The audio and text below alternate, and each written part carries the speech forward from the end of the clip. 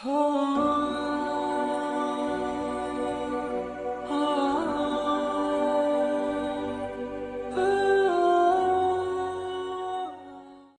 not delay nikah unnecessarily. Once nikah is ready, the two parties are happy, get that nikah done.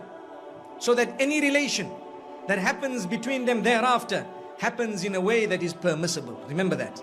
Sometimes people say, no, my daughter is engaged. Brother, 3 years later, your daughter, no, she's engaged. I say, but brother, 3 years have passed. She had 2 abortions in the process. Do you know that?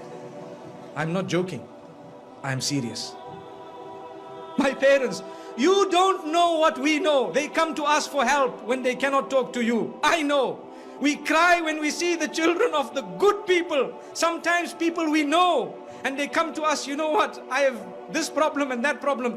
But sister, you are engaged to the man. How could this have happened? You know, my father told me you cannot marry now, you are still studying. My, Allahu Akbar. May Allah forgive us, really. Brothers and sisters, open your eyes. See what is going on. Ask the people what is happening. If you think we are not living in an era of hypersexuality, you are dreaming. You are dreaming. You are living in a dream world. We are living in the dirtiest society up to this age. There has never ever been a more hypersexual society than ours. Believe me, everything out there is about sex. And I'm saying this because I have to fulfill my duty as a scholar of Islam, to explain to the people what is going on out there and how we are heading in the wrong direction because we are living with blinkers. We don't even know what's happening. Ask your children in the universities what's going on. If you have a good link with them, they will inform you. Ask them. Tell them what is happening, or ask what is happening in the malls or in the shopping centers or at the workplace. You know, you can be the best and the most pious. Yes, if Allah has granted you protection, you will always be protected. May Allah grant us goodness. There are people amongst us, and I'd like to hope that the bulk of us seated here, pure, good people by the will of Allah, you know how difficult it is to remain on that path. You know how easy it is to sin. Today it is easier to sin than it is to abstain from it. Allahu Akbar. It is easier to abandon your hijab than it is to don it. It is easier to leave your salah than it is to fulfill it. That is because the environment has made it so difficult to engage in that which is correct. But my brothers and sisters, this is why I say do not delay nikah. It's not just my statement, it is a teaching that has come to us from the best of creation. Don't delay it. And at the same time, do not make it difficult in any way. We already spoke about the mahar, the dowry, or whatever else it is. Either way, don't be too demanding. And do not become a person who really makes it tough on their sons and daughters to get married. Because in that particular case, we will be held accountable in the eyes of Allah subhanahu wa ta'ala. Why is it that you as a parent did this to your own daughter? You doomed her, you punished her. And this is what you did to your son. You made him, you really made him leave the deen in totality. It brings me to one example, living example, where there was a young boy whose father was being so tough with him that, listen to this, he wanted to marry someone who was ready to revert. So his father told him, no, not over my dead body. What am I going to tell my friends and society, my brothers and my sisters, my this, my that? Brother, izzah is from Allah. Your status is from Allah. If you had embraced this, it was going to be much better.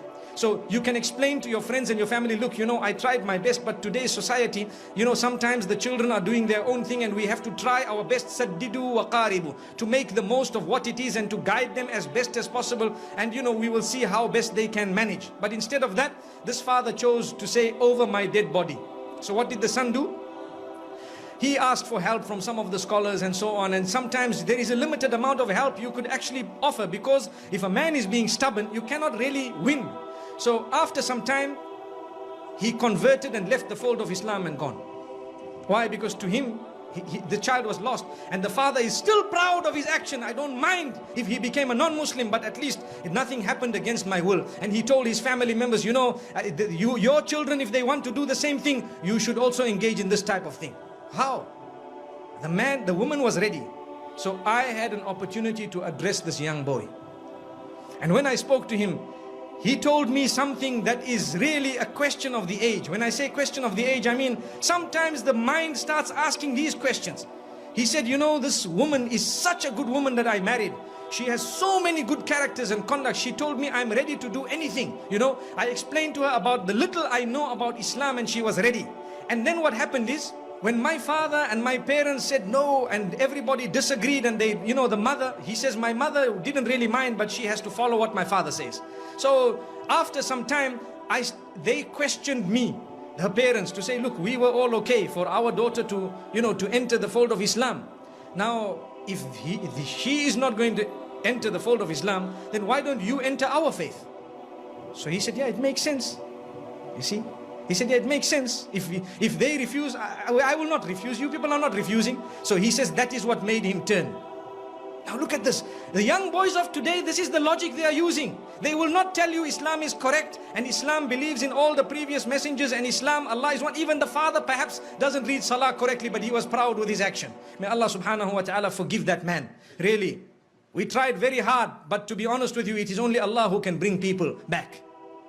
That's why I say it is foolish. Sometimes you might lose your child totally. Rather you lose them 20%.